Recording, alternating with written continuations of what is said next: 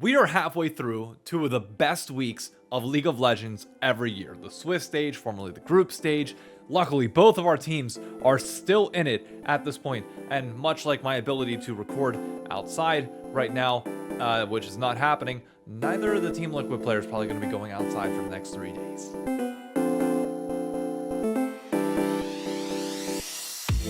We'll get to FlyQuest in a minute, but first I want to start with Team Liquid's journey to where we're at right now, which is a 1-2 record. If they lose a single series from this point on at Worlds, they're done. They're out. Their whole tournament started with a loss to LNG, who are already through to the knockout stage after going 3-0. So yeah, they've had a pretty good tournament so far, but the worst part is we were in every position to beat them the first time around. 4K gold lead before chucking it due to just some really bad team fighting and individual mistakes. Their macro, their decision making throughout the mid game and even the early game of that game, I said game a lot, pretty freaking solid. To have a 4K lead on LNG, yeah, like we should have been very happy with that. Unfortunately, we lost it. We chucked it away. We did the thing that North America always does, which is just not be able to close it out, which, to be fair, we also historically have never really gotten like 4K gold leads against teams like this, at least not since like 2018 time. But it sucks. You move on. We then face Weibo. A rather unfortunate draw in the 0-1, but you know, it's still doable. And once again, Team Liquid was able to get a mid-game lead. Few early struggles, but their comp notably did get outscaled a little bit. We had the Lucian Nami. Lucian wasn't playing as aggressive as I would have preferred, but we found a way to lose it again. Painful, for sure.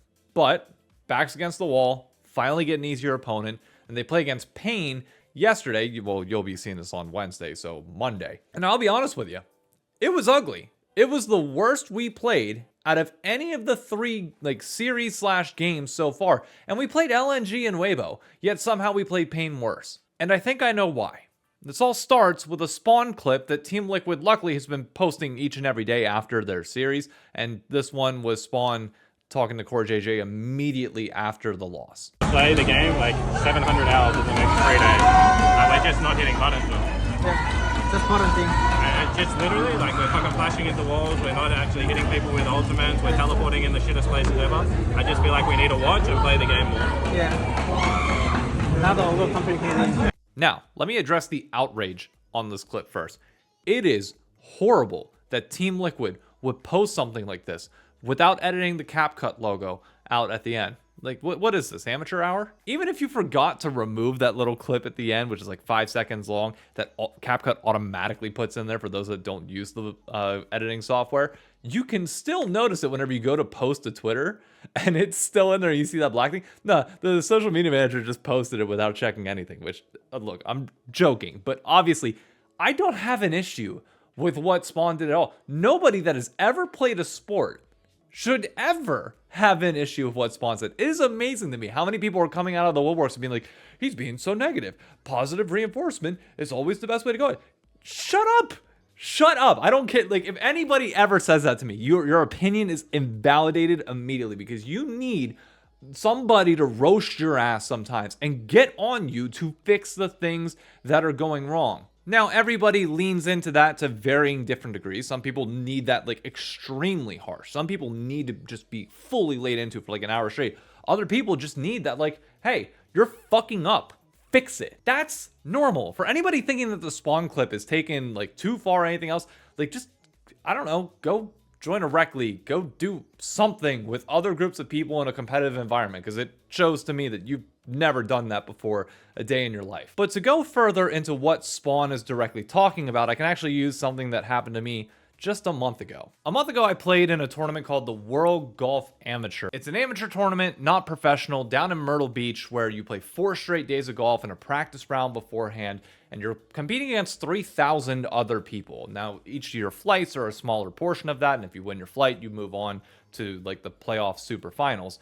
I was in the hardest flight of them all, the lowest handicaps, which I was nervous about how I do, because that's a lot of golf over a long period of time, which 4 days might not seem like much, but one thing you don't take into account is that each and every day your mental changes a little bit. The first day I went out, I played, for the most part, pretty good. My goal was to shoot 78 every single day. First day I go out, I shoot 77. I'm just below that. With handicap, it nets me to like a 1 over, so not exactly even par. The course is a little bit easier. But I noticed when I was playing there, I was like, okay, my driver is not good. I need to fix this. But my putting is good. My wedge game could use a little bit of work, but my irons are okay. That's fine. Like, these are the things that I'm going to work on and fix going into the second day, which is a harder course. And the second day, I tried to focus on fixing my driver, but I still couldn't for whatever reason. And everything else was still perfectly fine. My putting was a little bit more hit or miss than the first day. My short game was decent. My irons were decent. I was still being able to save myself from some pretty terrible positions I was getting myself in off the tee. But the third day, I finally fixed my drives. And it was the worst I played out of any day that week. I went 78, 83, 87, back down to 77 on the final day. What happens over the course of this tournament, what happens as you play tournaments that extend for a long period of time, is you start focusing on things that you need to fix within certain portions of your game. But what that does is that takes time away from others. And you also forget some of the fundamentals that you go in with. On that first day, you have it down. It's like, okay, I'm going to do certain things on my swing every time, repeat the same process, and we're going to do that. The second day, you make slight adjustments and you get a little bit further away from your original game plan. What's happening with Team Liquid right now screams to me they've been trying to fix some of the issues that they've been noticing for the last week and are just simply forgetting their fundamentals on how to play. Because that pain game was ugly. But not ugly in the sense that they just forgot their macro. They're failing flashes. They're failing ultimates and basic abilities. Like the simple things that you wouldn't think that you would normally get wrong. And people just sit here and be like, what is happening? It's like, okay, they're going to be able to use these next 3 days to take a step back, to just get back to playing the game at its basic level, to get themselves back in those positions where they're 4K ahead, and then try and recapitalize. We got to get back to square one before you can push forward again. And hey, if I can do that in my tournament, these guys are a lot better in their profession than me. I have full faith that they will, especially given the fact that they have a warm-up game against GAM to kick all of this off. All they have to do, win that series, and then we'll worry about whoever the opponent is next for that qualifying series to try and get out. The first time in Team Liquid's history where they'd be able to do so. So don't lose faith in TL yet. I'm telling you, gut feeling says they will come back a night and day different team when they step on the Rift to play GAM. FlyQuest is a little bit harder of an egg to crack. They had a pretty clinical win over GAM to start off the whole thing. They get rocked by Damwon Kia in their second game as Whippo entered a little bit. Quad was running it down during that game. It just felt uncharacteristically bad. And their win against PSG to get to the 2-1 pool, while like good in the sense that they recognize that, hey, our comp scales, we're going to make sure that we just hold on, ignore the deficit that we're getting ourselves into, and we will outscale and we will win this game. They were able to do that. I'm not comfortable with how big of a deficit they were able to take against PSG because you play better teams. For example, they're playing Hanwha Life, the number 1 seed out of the LCK. That 4K gold lead that you gave over to PSG will be 8K against Hanwha Life. So you can't afford to do that. But I like the fact that they are sticking to their plan and able to see it through to execution. That will still come in handy. That's the same thing that I just talked about before. Yeah, they might be blundering in other areas, but as long as you're able to have a goal in mind, which especially against Hanwha Life, where we saw them get pushed to the brink against G2. G2 was able to capitalize on quite a few moments where they probably would have been able to win that series had a few more things gone their way, but they were playing with a comp that just wasn't working well in late game and then, unsurprisingly, got outscaled. So for FlyQuest, when we've already seen them be willing to take comps that scale well into the late game and just hold their head, yeah, I actually do like their chances at least a little bit against Hanwha Life, at least at a minimum, to keep it close during some of these games. I hope they don't get blown out. That would be soul-crushing going into a qualification series, but for now, I'm still optimistic. I know not as much to say on the FlyQuest front, but they've had a much easier road, having GAM and PSG as your wins and only facing one Eastern team, of which they got beat pretty bad in a best of one.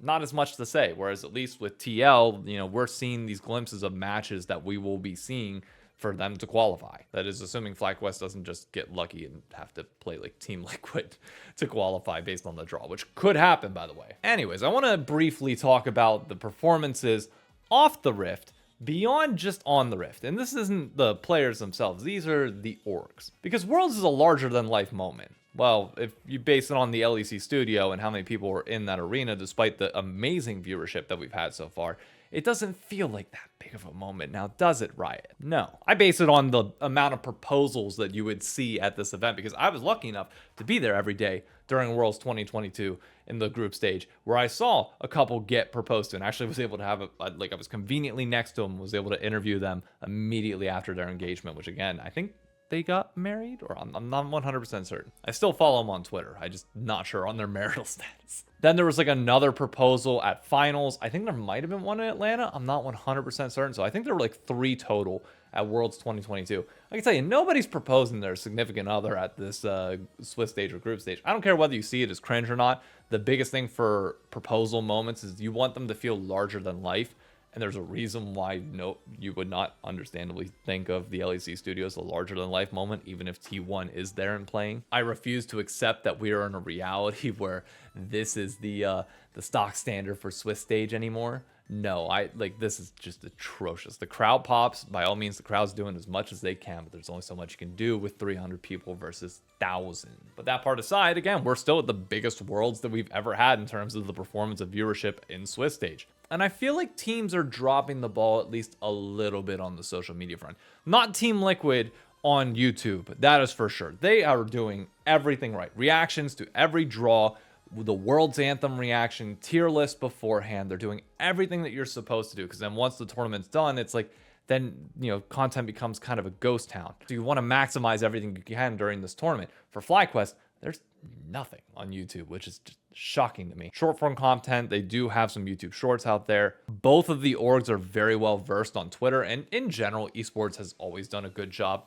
on Twitter. Teams know how to play the role right. But our biggest area for growth and developing fandom, in my opinion, has always been TikTok. And to see neither organization posting on there, 100 Thieves notably did, but it was still all like the ad segments, like sponsored by Croc and everything else. It's just like, I don't think people really understand the importance of TikTok and social media yet in esports. People still want to write it off like we're 2017 and TikTok doesn't matter. But I mean, the only reason I'm talking to all of you here is because I started developing a platform on TikTok first. I'm almost at 50K now, and that's just with a guy that had no social media experience, just learned all this shit on the fly and just adapted to everything. I get doing this for an organization is much more different than an individual, but I'm not paid to do it for an org, so it's not my job to tell you what the answer is. It's the job of the orgs to do it. And if there's one thing that you should be able to take away from at least the political elections going on in America, MLB right now is the White Sox have done a phenomenal job on their social media front. Every sport, for the most part, has done it well, except for League of Legends, or at least North American League of Legends, because the LPL kills it on TikTok. That's where the culture is. Like, that is where the culture of social media is right now, whether you have the app or not. Even if you get like Instagram Reels, Facebook video, whatever it is, or YouTube Shorts, it's all TikTok stuff just a week late. And the fact that nobody is trying to capitalize on the interest and fandom that is on TikTok from the org side is mind-boggling to me. So I want social media managers. I know their teams are probably already, downsized enough as is, but like more orgs really need to take note that you are doing a piss poor job on TikTok right now. I say piss poor because you're not even doing one right now. So get it together. If you want to see this esport grow, if you want to see North American fandom grow, you have the most eyes in esports history in this moment on you. Use every platform you can get to try and develop more fans of TL, more fans of FlyQuest. It's not hard. Use T1. I'm telling you, use their hashtag once or twice. It's a guaranteed 15,000 views as you get all their people in there and it starts spreading to a wider audience of League people on the social media platform. But I digress. Look, we're in a much better spot this year than I think we were last year. We had NRG going into the G2 series, of which most people thought G2 was favored, in the same way that I think people think Humble Life is favored over FlyQuest. But for the most part, people thought it would kind of be a miracle if the West got out, given that Cloud9 looked like crap. Whereas with TL, there's faith that they will rebound a little bit. And with FlyQuest, that they can pull off a win other than against Humble Life in most people's eyes. So don't lose that faith. Don't lose that hope yet. It is not run out yet. We still have a ton of time left to go in this tournament. The possibility of us getting both of these teams, let alone just one of them, or multiple Western teams getting out, is still there.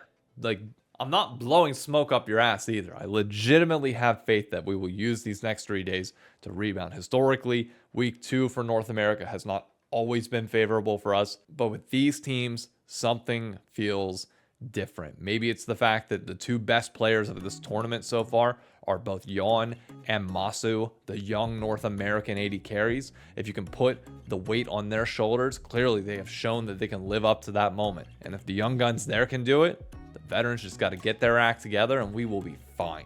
I'll see you on Saturday afternoon for the final draw, where we will know whether FlyQuest has made it, is in the next pool. Same thing for TL if they're eliminated or in it. And then we'll talk next week further. This is the last time you see me before we officially wrap up Swiss Stage. Let's all join together. Good old Amen at the very end. See ya.